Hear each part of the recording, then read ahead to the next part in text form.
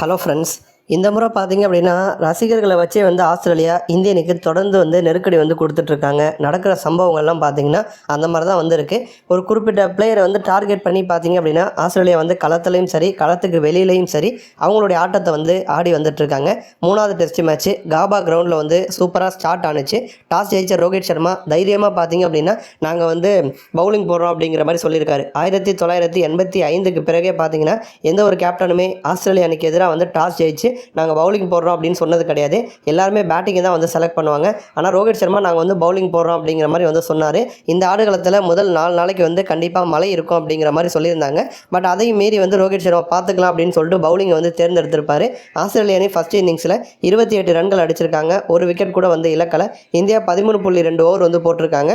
3 வேகப்பந்து வீச்சாளர்களை ரோஹித் பயன்படுத்தியிருக்காரு.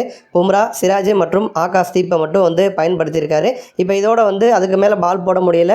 கிரவுண்டு முழுக்க தண்ணி. அதை க்ளீன் பண்ணி நம்ம திரும்ப ஆட முடியாது அப்படிங்கிற காரணத்தினால பார்த்தீங்கன்னா ஸ்டம்ப்ஸ் அறிவிச்சிட்டாங்க. முதல் நாள் ஆட்டம் முடிஞ்சிருச்சு. அடுத்தது 2வது நாளில் தான் திரும்ப கண்டினியூ பண்ண போகிறாங்க.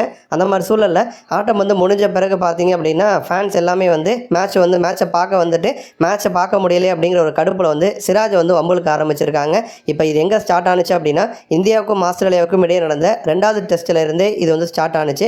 ஏன்னா 2வது டெஸ்ட்டில் பார்த்தீங்க அப்படின்னா நம்ம சிராஜ் ரொம்ப அக்ரெசிவாக இருந்தார். ஏன்னா முதல் இன்னிங்ஸ்லேயே 4 விக்கெட் கைப்பற்றி இருந்தார். முதல் டெஸ்ட்டில் பெருசாக விக்கெட்ஸ் அவருக்கு விழுகலை. பட் 2வது டெஸ்ட்டில் ஃபர்ஸ்ட் இன்னிங்ஸில் 4 விக்கெட்டை கைப்பற்றி இருந்தார்.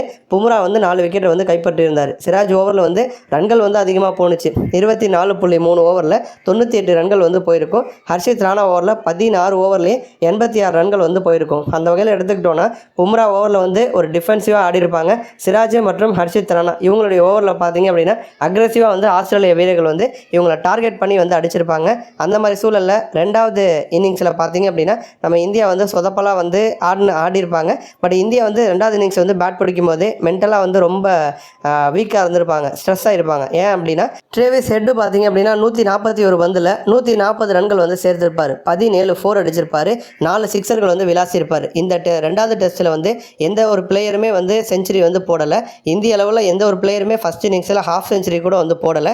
ஆனால் ட்ரேவிஸ் ஹெட் செஞ்சுரி அடித்த உடனே கடுப்பாயிருப்பாங்க. பட் ஹெட்டை 150 போட விடாமல் சிராஜ் போல்ட் ஆக்கியிருப்பார். அப்போவே ஹெட்டுக்கும் சிராஜுக்கும் பயங்கரமான ஆர்கியூமெண்ட் போயிருக்கும். இந்த மேட்ச் முழுக்கவே ஹெட்டை சிராஜ் வம்புழுத்துட்டே தான் இருந்தார். அவுட் ஆன உடனே ஹெட் ஏதோ திட்ட போக சிராஜும் பதிலுக்கு திட்ட 2 பேருக்குள்ளேயும் பிரச்சனையாகி அதுக்கப்புறம் மேட்ச் முடிஞ்ச பிறகு பார்த்தீங்கன்னா ஹேண்ட் ஷேக் பண்ணிவிட்டு ரொம்ப கூலாக தான் போயிருப்பாங்க. பட் இருந்தாலுமே ஃபேன்ஸ் அதை மறக்கலை அப்படின்னு தான் சொல்லணும். இப்போ 3வது டெஸ்ட் போட்டி காபா கிரவுண்டில் இந்திய வீரர்கள் ப்ராக்டிஸ் பண்ணும்பொழுது ரசிகர்களுக்கு பார்த்தீங்க அப்படின்னா அனுமதி கொடுத்துட்டாங்க. ஆஸ்திரேலியாவில் ஜென்ரலாக இந்த மாதிரி ப்ராக்டிஸ் மேட்ச் நடக்கிறப்ப ஒரு வலைப்பயிற்சி நடக்கிறப்பெல்லாம் இப்போல்லாம் ஃபேன்ஸ் அலோவ் பண்ண மாட்டாங்க. இப்போ அலோவ் பண்ணதுனால அவங்க நாங்கள் செல்ஃபி எடுக்கணும், ஃபோட்டோ எடுக்கணும் அப்படின்னு இந்திய வீரர்களுக்கு பார்த்தீங்க அப்படின்னா தொல்லை தான் கொடுத்தாங்க. ஆஸ்திரேலிய வீரர்கள் இந்திய வீரர்களை கூப்பிடுறது அந்த மாதிரி தொடர்ந்து டிஸ்ட்ராக்ட் தான் நடந்துச்சு. அதே மாதிரி தான் இந்த 3வது டெஸ்ட் போட்டி நடக்கலை, ஃபஸ்ட் டேயில் மேட்ச் நடக்கலை அப்படிங்கிறவும் ஆஸ்திரேலியா ஃபேன்ஸ் சிராஜை வம்புலுக்கு ஆரம்பிச்சிட்டாங்க. அதாவது அவர் வேணுனே சீண்ட ஆரம்பிச்சிட்டாங்க. ஏன்னா அவர் ட்ரேவிஸ் ஹெட்டை வம்புழுத்ததுனால ஆஸ்திரேலிய ரசிகர்கள் சிராஜை தேவையில்லாமல் சீண்டி வம்புழுத்து இந்திய வீரர்கள் டென்ஷன் பண்ணியிருக்காங்க. நன்றி.